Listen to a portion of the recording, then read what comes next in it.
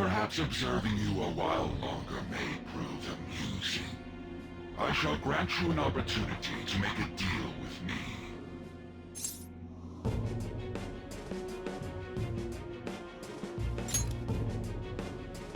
Should you wish it, I shall return the world to its prior state, one rampant with distorted masses. You forcefully dragged him into the metaverse and imposed an ordeal he did not deserve. Yet you still intend on toying with him? The Phantom Thieves will be praised and gain fame. The world will escape ruin as well. What say you?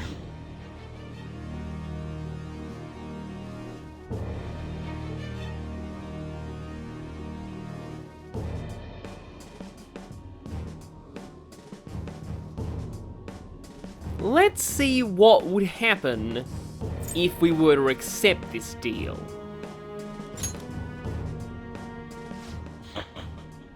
Our contract has been sealed, then.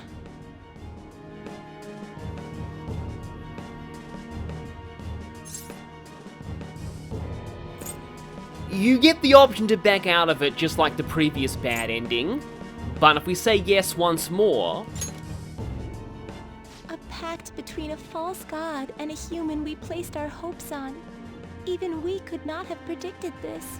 You have even undone my master's wish. You are a trickster after all. You truly are a child of man. It seems you couldn't win against your own desires. There is no need to be ashamed. I shall grant you that wish.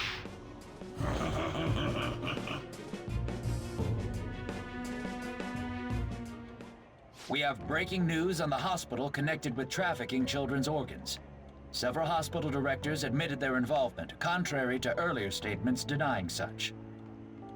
Sickening. A calling card was delivered, so it is speculated that the Phantom Thieves are at it once again. On to other news. A fire broke out at a condominium, and multiple people were injured. Heinous crimes, such as arson and burglary, are on the rise. Police caution everyone to be vigilant.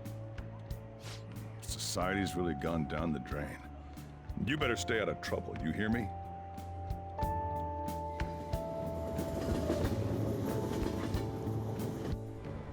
On to other news.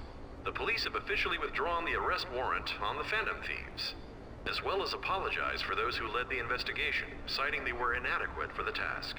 Due to a drastic change in policy, it is speculated that they had a change of heart as well. Ah, so the police were in the wrong after all. They're the ones who must have been doing shady stuff. There's no way the Phantom Thieves could be evil. The actions of the Phantom Thieves showed no sign of stopping. Change of heart police reports have already surpassed 100 cases. Only 100? I thought it would have been double that already. Yeah, I know what you mean. We see news on them every day. Meanwhile, there are reports that the rate of crimes and suicides are declining. Oh, will things be all right? Our child's going to be born soon.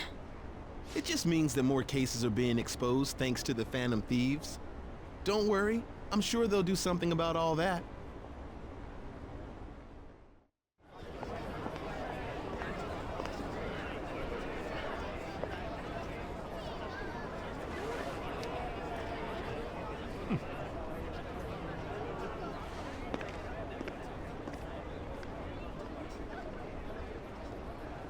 Help us, Floral Pants Man. You're our only hope now.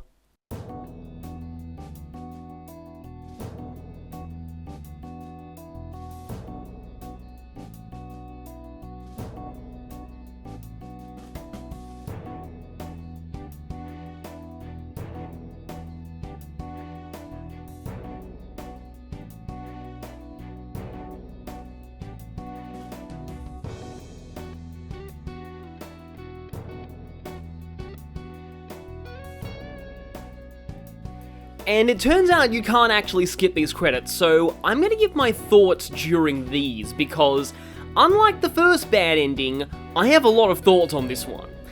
We went from, in my opinion, the most boring bad ending in all of Persona to one of the most fascinating. I like to compare this bad ending to both Persona 3's and Persona 4's accomplice ending. I'm going to try not to spoil those, but with 3's, it came more as a result of the protagonist taking the easy way out and trying to make things less painful for their friends. Whereas in Persona 4's case, it never felt like they were actively siding with the villains, more that their naivety meant they kept wanting to believe in the killer, even against their better judgments.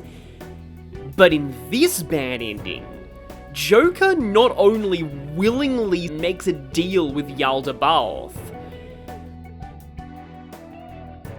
but in the ending, the Phantom Thieves are now abusing their power, giving anybody who opposes them a change of hearts.